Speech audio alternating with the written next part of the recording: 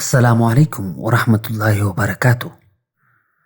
Adugumlaba miyamna namazgi matangda hangningba makhoigi wakhalda poklakpa adugumlaba wahangi pakhumsing adugi pibagi video sing adugi makha chatharakpa oina ngasigi video asida ahanba wahangda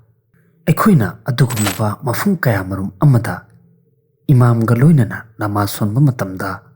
maru oina tarawigi namaz sonba matamda imamna yamna thuba maramdagi muqtadi aduna phamba matamda tashahhud sonba loidringaida imamna salam leithokpa yawi maramdi muqtadi aduna yamna tapna sonba maramdagi mahakna pulap sonba nanghaude hariba tanja asida muqtadi adu kari tawgani haiba aduni ikhoina masida khangjingdaba asi imamga punna namaz soliba oiragadi supnagi attahiyat khak sonba loiba tangairiba oiragasu imamna salam leithorokpa taragadi mahaksu imamga punna salam leithokadabani aduga karigumba imamna salam leithorokpa matam aduda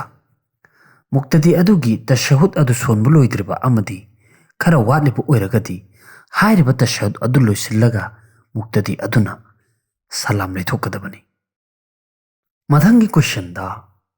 karigumba aigi imangda miyoi ama phamliba natragana lepliba oiraba adu oirabadi mahaki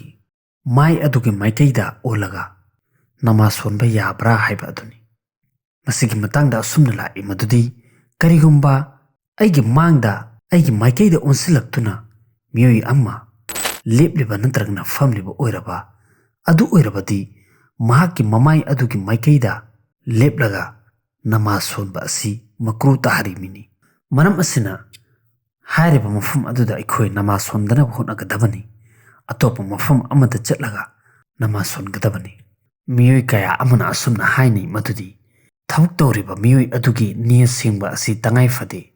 mahaki niyat aduna singlabadi karisu akaiba leite haina masi yamna chumba wafamni tawbadabu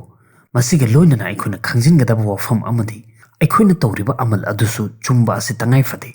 natrabadi najais oiba natragana fattaba thabuk kaya amma tawraba matungda aikhoigi niyati singli haibana karigumba kanaba amata fangan mangamloi tawbatadi madugi mahutta guna oina pugani